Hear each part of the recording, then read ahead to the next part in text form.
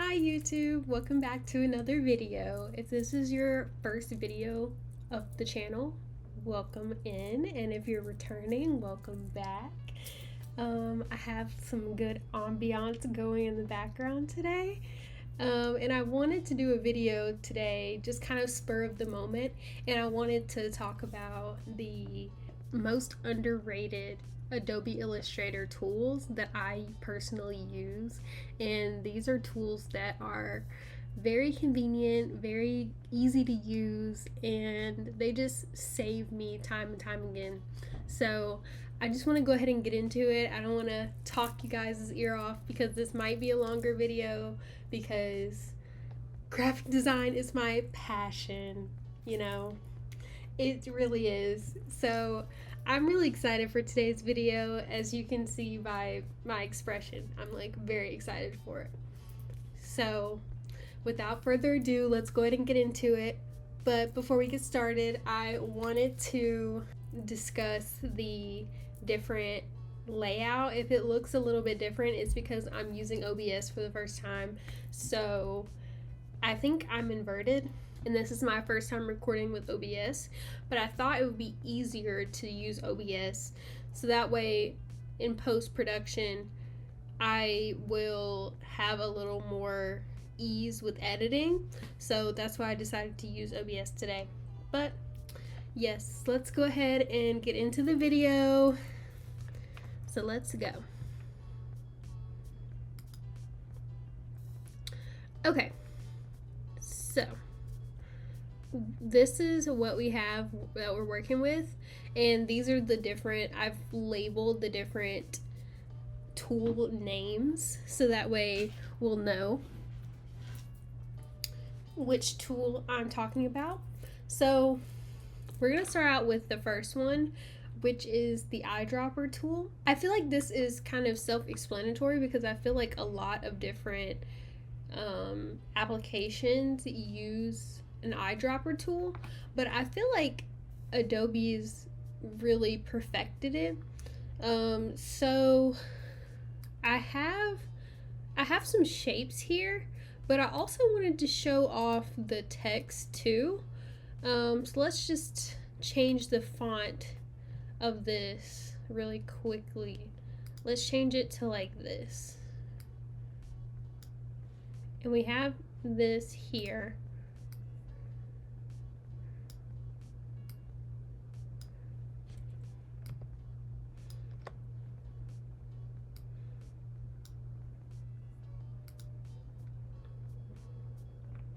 Sorry y'all, I just want y'all to see something else really quick because I really feel like Adobe does really good with their tools. So let's start out with that.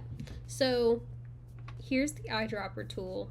So you can have your eyedropper, you can have your tools be more slim if you want, or you can have it be more visible. I usually kind of jump between which one that I like doing. Starting out, let's kind of go over what the eyedropper tool is. So it gives, every time you hover over a tool, it gives you a short description of what the tool actually does. So Adobe's definition of the eyedropper: copy and apply appearance attributes between objects. Hold shift to only pick color. So you can learn more about each tool. We're not going to click on that now, but this is kind of what it does. So if you want to, first of all, if you want to just pull a color, you can hold shift, but in this instance, since these are both, there's no stroke on either one of these shapes, but I want to turn this shape pink to match this shape, I will click the eyedropper tool. The shortcut is, I already know it's I, but it tells you the shortcut for each tool as well right here. So if we want this to be pink, we can click that. If we want it to be black, we can click that.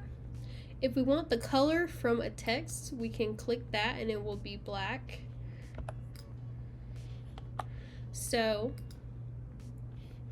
this is kind of an easy one to start out with, but I just wanted to show you guys that this tool is here if you need it, and the shortcut is I. So you have to have something selected, but I also wanted to show it because of the fact that it can copy text as well. So if you wanted your text to all match and be cohesive, you could select text as well. Or if you wanted something with stroke, so let's say I wanted to copy how this looks. So this is no fill, just stroke only on this line here.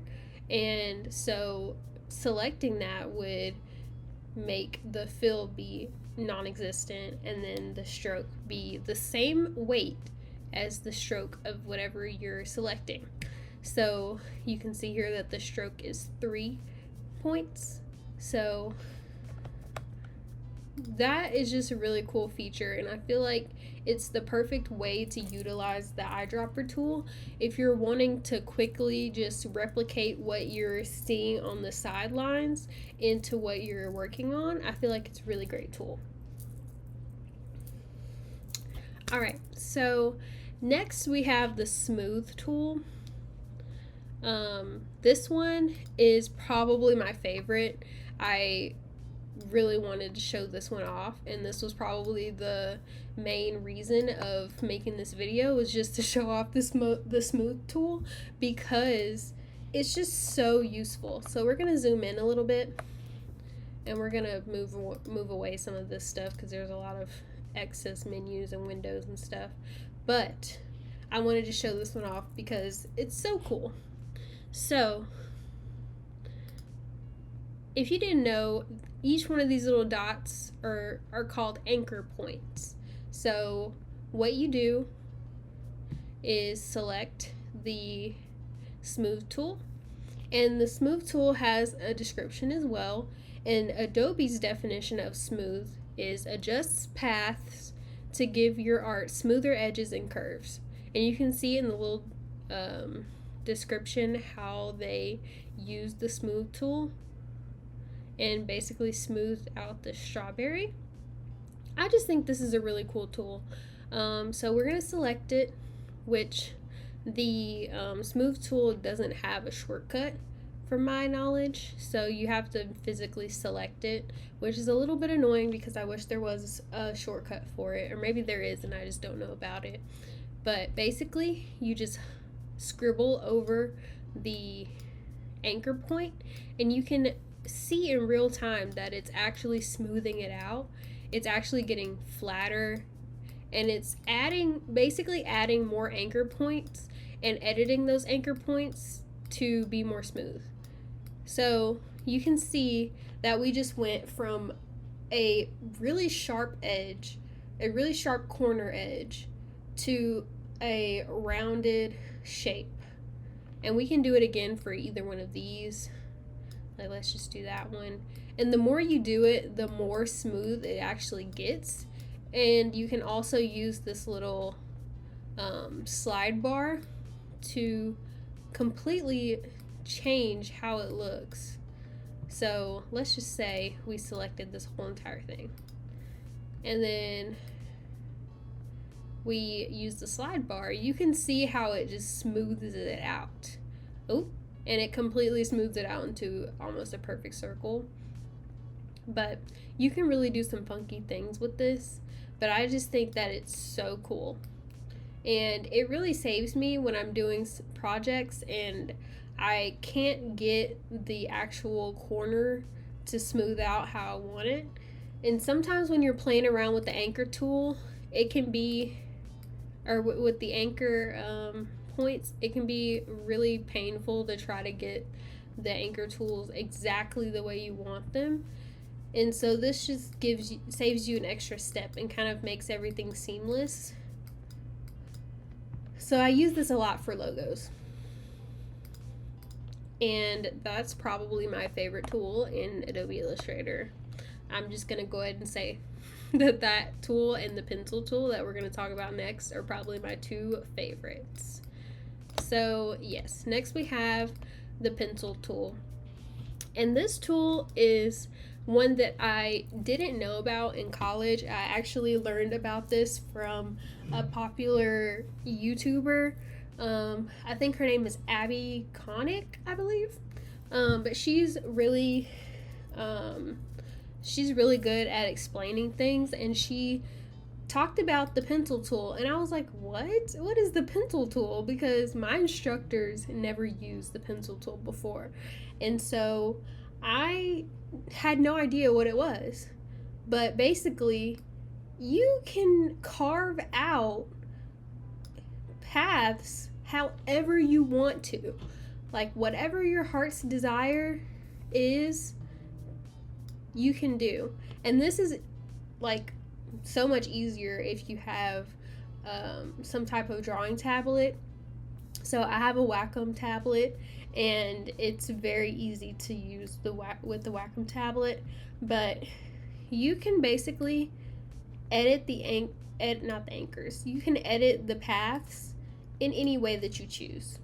So this is a really, really useful tool, and also one that's really useful for logos, because when you're trying to kind of add that feeling of being hand drawn, it really makes a world of a difference. And you can see I just made like this little circle to go in the middle of this little dip that I made, and you can see this like sharp edge here. So that means that the anchors are not exactly connected. So if you select both of them holding shift, and then you right click and join them, it actually joins them together. And then you can smooth it out as well. So I just feel like those two tools together, the smooth tool plus the pencil tool, you can make whatever you want in Adobe Illustrator. So I just thought that that was a really cool tool. And I'm sorry guys, I didn't show the hover over, but the shortcut is in, and it says draw and edit path. So their example of it is just to draw and edit paths, and that's exactly what it does. You can edit paths that already exist, or you can make your own paths, which is so cool. This feature is just, it blew my mind that I never knew about it.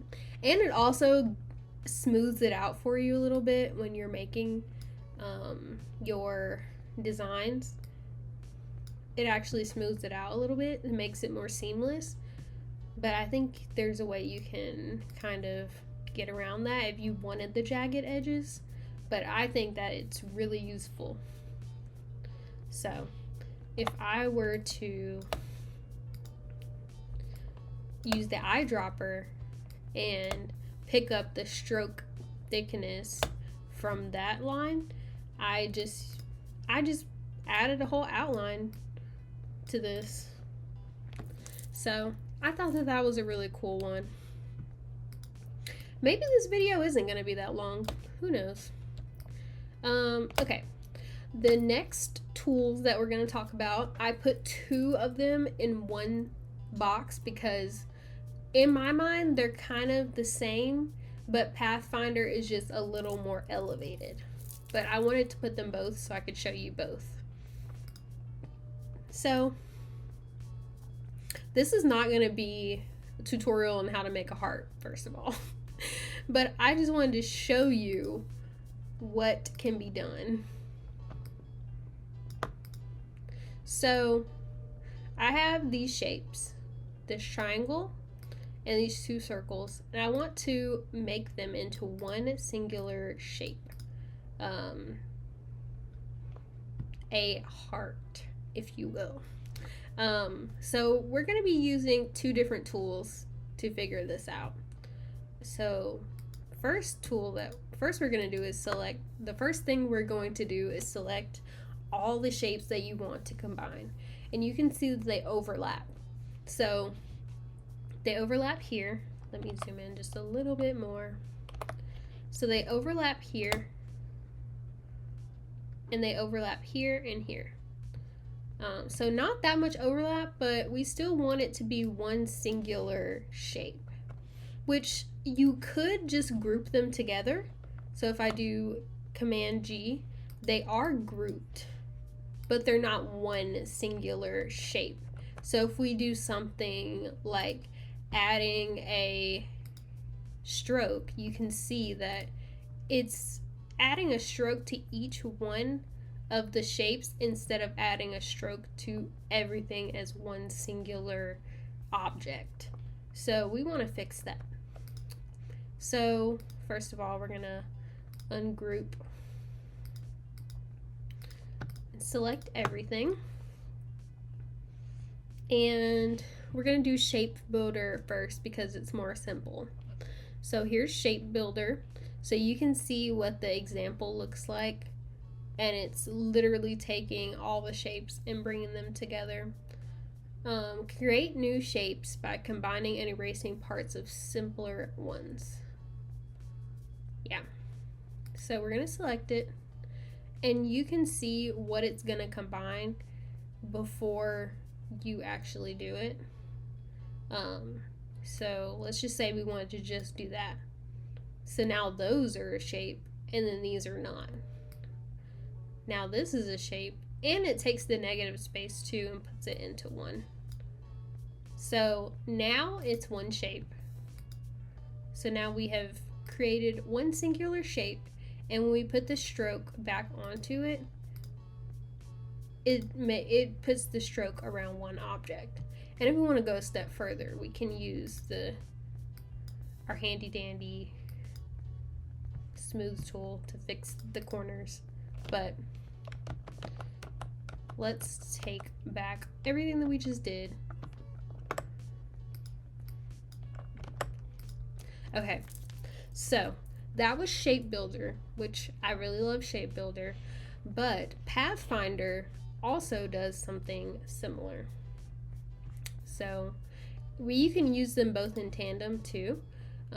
So what I would do is to use it to fill in the gap, because there's just a gap there and we wanted to fill that in. So these are still separate, but now this negative space is its own shape too. So then we'll select all of this. We will go to Pathfinder, and you may be a little overwhelmed with how many options of the Pathfinder there are. But we want to start out with this one, which unites everything into one singular shape. And you can see that it looks exactly how the Shapebuilder made it look, where it just combines everything into one. So this basically does the same thing.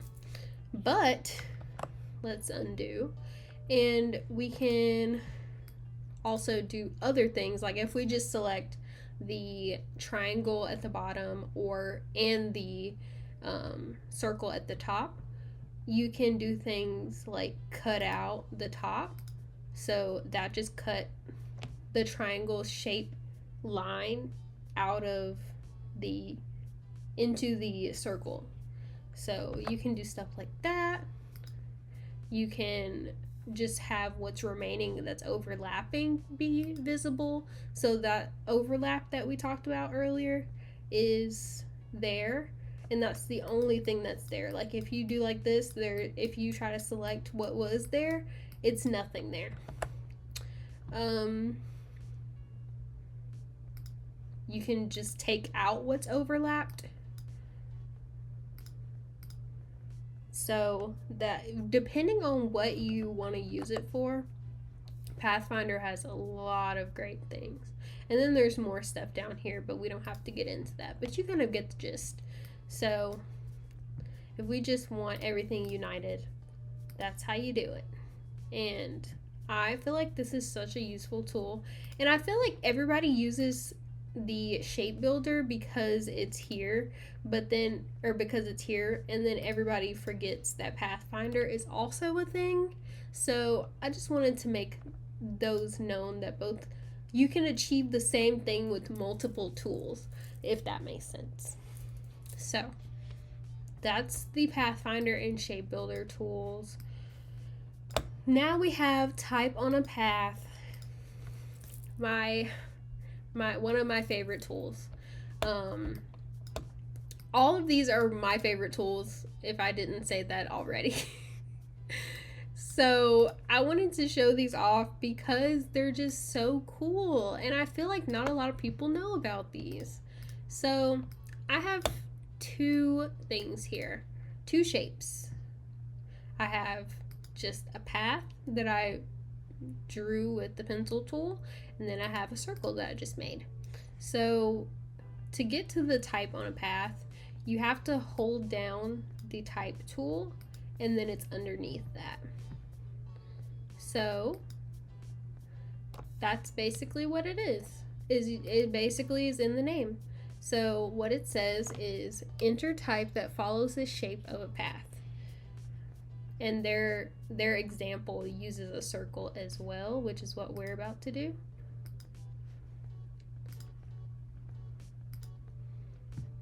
So if you have like something that you want to I recently just used this for work actually, but if you have what am I trying to say? If you have something that you want to say and you want it to follow the shape of something, you can do it. So you can also use these little arrows to kind of edit what's being shown, and you can edit where it goes. Oops. Okay, I'm doing too much. I was trying to show you that you can move it around as well, and have it sit where you want it to sit. And then same for the circles. So you just hover until you see the arrows. Oops. It's kind of hard to do, but you just hover until you see the arrows, and then you can kind of make it go wherever you want it to go. So if you wanted a half circle, you can do that as well.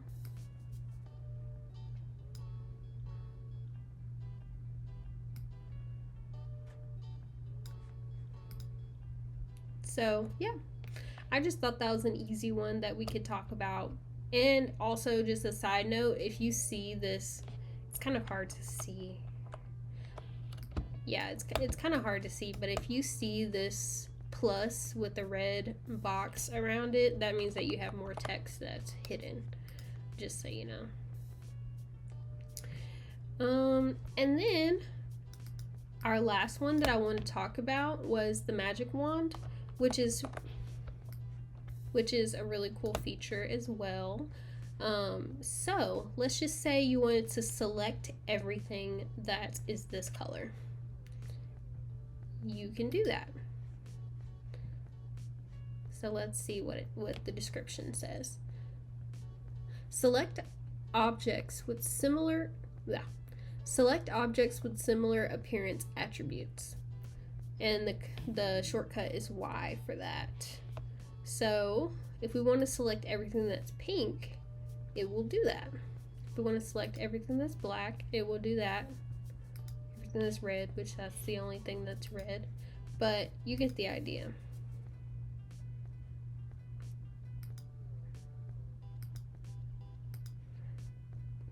But yeah, I thought that this was a really cool tool for when you're quickly trying to get something done and you just need to recolor. So now everything that is pink is selected, and if you're like, I don't like that shade of pink, I want to change that shade of pink to a darker shade, you can do that. If you wanted to delete everything that was that color, you could do that as well. So there's really endless possibilities of what you can do with this tool. But yeah, and then I use all these tools on a daily basis, but I had a bonus for you guys. So for the bonus, I wanted to show you how to make a really cutesy star. This is probably like common knowledge at this point because everybody has been doing this for so long, but I wanted to show you guys. So to make a really cute star, what you're gonna do is select your circle. It has to be a circle if you want it to come out how this comes out. You want to go to warp. You want to go to, oh, nope, actually I lied. You want to go to distort and transform, and then you want to go to pucker and bloat, and then make it go inward. And then you can control how tight you want the star to be or how large you want it to be. And I personally like making them really tight, about here. And if you toggle this on and off, it will show or not show the preview. But I like it about here. So we made it just a little bit big. So we're gonna just tone it down just a little. So yeah, that's how you make a star. And you can elongate it a little bit more. Man, this thing is huge. My artboard is kind of small. But yeah. And then if you wanted to change the consistency of it, you can just select it from here in your properties, and you just select it, and then you can kind of go in and edit it a little bit. But yeah, and if you wanted it to be and also to copy, I literally am just holding Option while I'm dragging, and this just makes multiples. But if you wanted this to be its own object instead of being a circle at the core, because it's still a circle, it's just distorted right now, you want to go to Object and Expand Appearance, and now it's its own object. So if you wanted to edit it further, like let's say you wanted to add your own brackets to it, you can do that as well, which this is really hard with a mouse. But if you wanted to kind of edit your own things onto it, you can do that.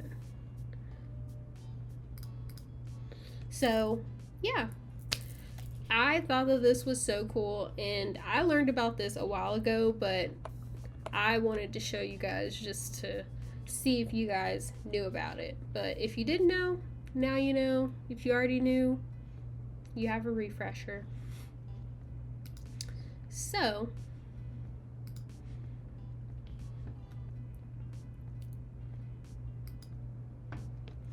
okay, so that's gonna be all. This was kind of a short video. I just wanted to show you guys some cool features and kind of update you guys on what I use for my designing.